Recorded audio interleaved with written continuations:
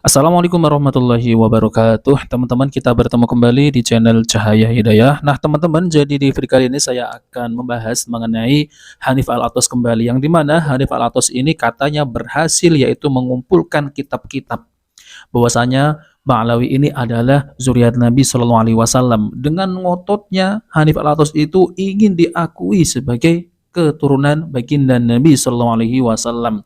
Tapi kenyataannya semua sudah runtuh dan dibongkar oleh Kiai Imaduddin Al-Bantani bahwasanya Habib Ba'alawi ini bukan bersambung kepada Rasulullah SAW, melainkan adalah bersambung kepada Ubaidillah. Nah, teman-teman, coba mari kita simak yang dimana Hanif Al-Athos ini kekeh ngeyel dan ingin diakui sebagai cucu Rasulullah SAW. Coba mari kita simak videonya. Saudara, itu saya ngumpulin nggak kurang dari 140 kitab yang ditulis oleh ulama non Ba'alawi. Di luar Ba'alawi nggak kurang dari 140 kitab. Itu yang saya pribadi kumpulin. Di Oman ada lagi ulama yang ngumpulin tuh 170 yang dia dapat. Saya 140, dia 170. Saya ranking 2 berarti, saudara. Dia ranking 1. Cuman dia ulama, saya tolib, santri markas syariah. Siapa aja di antara yang ngakuin? Ulama-ulama besar. Ada Imam Al-Janadi dalam kitabnya Suluk fi Tabaqatil Muluk ngakuin Ba'alawi, ketersambungan nasab mereka. Ada ulama namanya Al-Khazraji dalam kitabnya Al-Iqdul Fakhir ngakuin. Ada ulama namanya saudara Asy-Syarji Az-Zabidi pengarang Tajridus Sharih. Kalau yang ngaji di pondok-pondok salafiyah itu ada Mukhtasar Sahihul Bukhari namanya Tajridus Sharih, Mukhtasar Sahihul Bukhari. Itu dibaca di banyak pondok-pondok salafiyah buat pasaran biasanya. Itu beliau punya kitab lain namanya Tabaqatul Khawas Ahli Sidqi wal Ikhlas.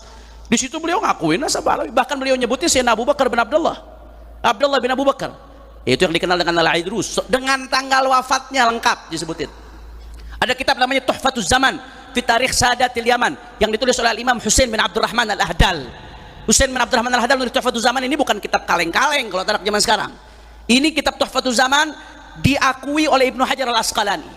Jadi kata Imam As-Sakhawi, muridnya Ibnu Hajar Al-Asqalani, Khatimatul Muhaddithin, Khatimatul Huffaz Ibnu Hajar Al-Asqalani, itu kata Al-Sakhawi, Al-Imam Ibnu Hajar Al-Asqalani menjadikan kitab Tuhfatuz Zaman sebagai salah satu rujukannya dalam bidang sejarah. Di dalam Tuhfatuz Zaman diakui nasab Ba'alawi, bahkan Faqih Muqaddam disebutkan di situ Muhammad bin Ali Ba'alawi, awal man tasawwaf min Bait Al-Abi Alawi. Di situ disebutkan, saudara. Ibnu Hajar dalam kitabnya Tsabat begitu nyebutin salah satu guru beliau dari kalangan Ba'alawi, Sayyidina Abu Bakar bin Abdullah Al-Aidrus Al-Akbar. Itu beliau menyebutkan sanad ini, sanadnya isinya Ba'alawi itu. Kata beliau, sanad ini termasuk sanad yang kenapa? Karena isinya adalah Ahlul Bait. Beliau nyebut Ba'alawi Ahlul Bait, keluarganya Rasulullah SAW. Ibnu Hajar Al-Haytami. Terus As-Sakhawi dalam kitabnya Ad-Dawul Lami' juga demikian. Al-Imam Amir As-San'ani. Amir As-San'ani tahu pengarang apa? Subulus Salam, Syarah Bulughil Maram. Itu punya satu kitab. Di kitab tersebut beliau nulis, saudara, kitabnya masih makhtut, tentang masalah-masalah yang muttafaq antara Ahlus Sunnah dengan Zaidiyah.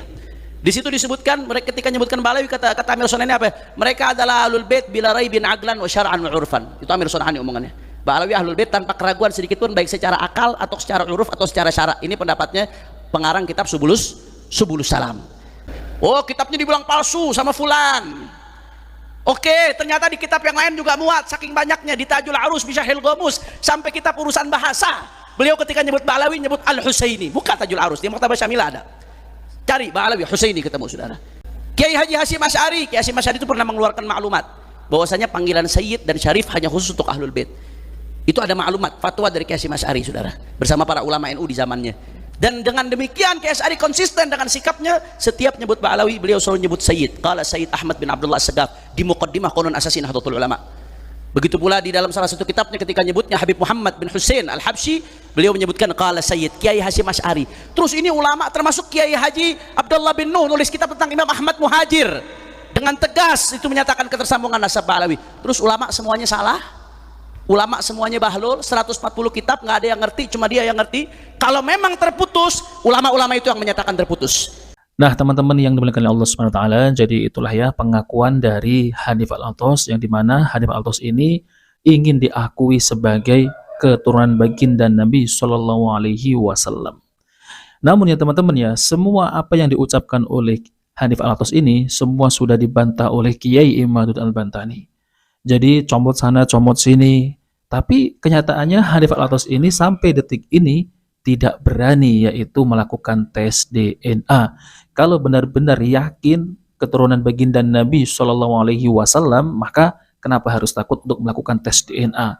Mengenai masalah yaitu nasabnya yang sudah terputus tidak bersambung, itu hakul yakin ya teman-teman.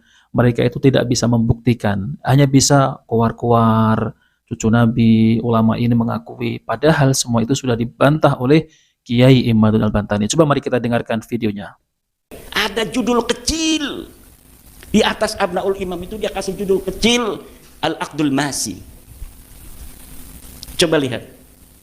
Itulah sebenarnya nama kitabnya Al-Aqdul Masi itu, yang dikarang oleh Yusuf Jamalul Lail 1440 Hijriah. Mbek wingi ku mati nek mbek 2 tahun. Tapi di dalam kitabnya ditulis abad kelima. Ning jerone dia sebutkan, di dalamnya dia sebutkan ini kitab ulamanya wafat tahun 199 Hijriah. Tapi kemudian naskahnya ada di cucunya yang hidup di abad kelima, namanya sama Toba-Toba kan, nama marga. Seperti Ogan semua namanya. Kalau di apa namanya Medan tuh batubara semua. Kalau yang gas semua. Nah ternyata begitu, jadi sudah, aduh kata saya 2 itu kan. Ada lagi kitab aneh namanya Tarikh Sambal. Kitab Tarikh Sambal dicetak, katanya ini kitab karya ulama Ba'lawi abad 10. Diteliti oleh ulama-ulama ahli tahqiq. Ini jangankan kitabnya, orangnya pun tidak ada, itu yang bernama Syekh Sumbul itu tuh. Orangnya nggak ada. Jadi orang bernama Syekh Sumbul abad 10 itu nggak ada. Lalu ketika dikritik oleh ulama, Muhammad Al-Habsyi ini mengambil kitab yang dia yang dia ambil itu, yang namanya dirubah menjadi Sumbul itu, yaitu Tarikh Ibnu Hisan. Sebenarnya kitab itu adalah karangan Ibnu Hisan. Apa dia motifnya sampai mengganti nama? Motifnya sangat mudah untuk ditebak, untuk mempertahankan nasab. Kenapa? Karena di dalam manuskrip Ibnu Hisan tidak ada nama Ba'lawi. Kalau dia menggunakan nama Ibnu Hisan ditaruhin Ba'lawi, sementara orang lain nanti punya manuskrip yang sama, dia ketakutan, takut manuskripnya ada lagi yang punya di negara lain, maka akan ketahuan bohongnya. Maka sekalian saja nama pengarangnya diganti agar tidak terdeteksi. Karena kalau namanya Tarikh Ibnu Hisan, dia takut masih ada di belahan dunia lain manuskripnya orang yang megang. Nanti kalau misalnya sama-sama dicetak kok beda. Itu motif-motifnya. Maka dalam ilmu sejarah ada yang disebut kritisasi sumber. Jadi setelah heuristik itu ada kritisasi sumber. Udah kitabnya numpuk, manuskrip numpuk, ini satu-satu diteliti. Ini katanya Ardul Jali Murtado Az-Zabidi. Betul nggak ini karangan Murtado Az-Zabidi? Coret, tidak layak untuk dijadikan sebagai sumber karena pengarangnya palsu. Dan di dalamnya itu baru melihat dari mana dia muncul. Kalau kita baca satu-satu banyak kebohongan. Masa iya seorang Murtado Az-Zabidi itu berbohong? Orang mengatakan di dalam kitab Ardul Jali itu, Al-Ubaidili telah menulis bahwa Ahmad bin Isa hijrah ke Yaman. Ditulis di dalam Ardul Jali. Nah kita punya kitab Al-Ubaidili namanya Tahdhibul Ansab. Kita lihat di dalam kitab Al-Ubaidili, betul nggak itu Ahmad bin Isa hijrah ke Yaman? Nggak ada. Masa iya saya Murtado Zabidi bohong? Kalau kita meyakini itu kitabnya saya Murtado Zabidi, berarti kita menuduh saya Murtado Zabidi yang mengarang Ihya itu sebagai pendusta. Dan bukan hanya itu, banyak lagi tentang Mauladawilah dan sebagainya ditulis, padahal masa hidup Mauladawilah dengan katanya orang yang dia mengirim surat kepadanya itu tidak satu masa. Banyak itu.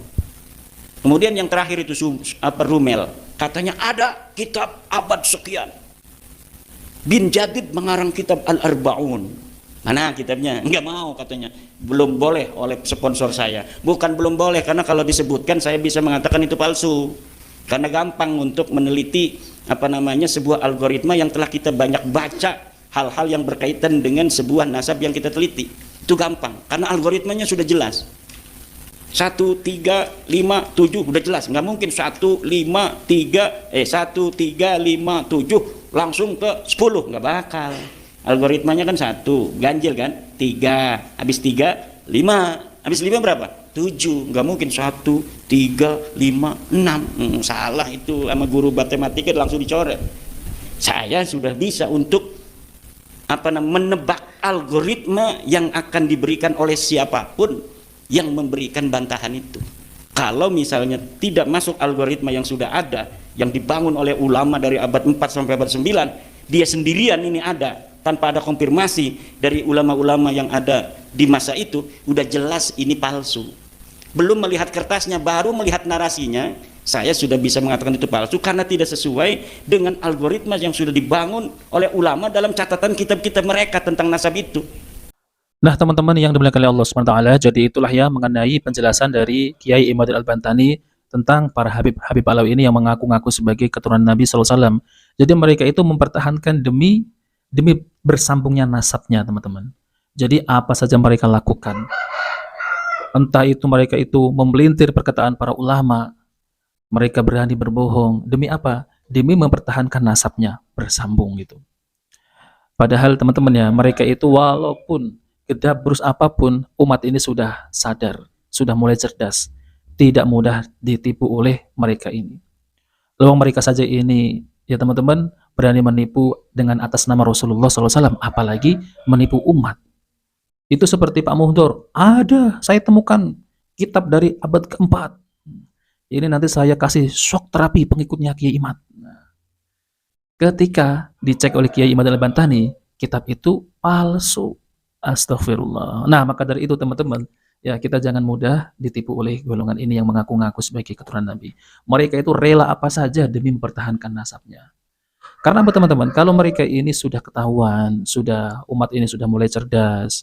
Jadi pundi-pundi uang, bisnis nasab rungkat, bisnis kuburan rungkat, bisnis dawir rungkat, bisnis khurafat rungkat, bisnis celap-celup air rungkat. Jadi pendapatan itu berkurang. Nah, maka dari itu teman-teman, mereka itu akan mati-matian untuk mempertahankan nasabnya. Seperti Hanif Al-Atos ini.